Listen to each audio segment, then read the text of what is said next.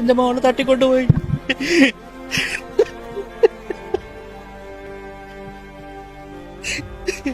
ആസ്പാക്കാരുന്ന ഒരു ക്രിമിനലാണ് എന്റെ മോളെ തട്ടിക്കൊണ്ടുപോയത്.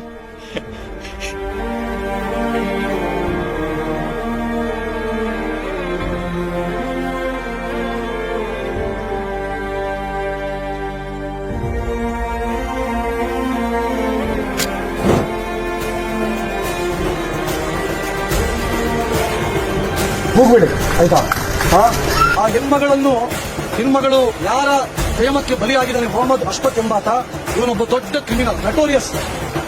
ಇವನ ಮೇಲೆ 10 ರಿಂದ 12 ಕೇಸು ಕಾಸರಗೋಡಿನ ವಿದ್ಯಾನಗರದಲ್ಲಿದೆ. ಕಾಸರಗೋಡಿನ ಯಾರು ಅಲ್ಲಿದ್ದಂತಹ ಮುಸಲ್ಮಾನರು ಮುಖಂಡರಿದ್ದಾರೆ, ನಾನು ಅವರಿಗೆ ಹೇಳ್ತಾ ಇದ್ದೇನೆ, ದಯವಿಟ್ಟು ನಿಮ್ಮ ಯಾರು ಮೊಹಮ್ಮದ್ ಅಶ್ಫಕ್ನಿಗೆ ಬುದ್ಧಿ ಹೇಳಿ. ಮುಂದೆ ಆಗುತ್ತಿರುವಂತಹ ಅನಾಹುತಗಳಿಗೆ ನೀವೇ ಜವಾಬ್ದಾರರು.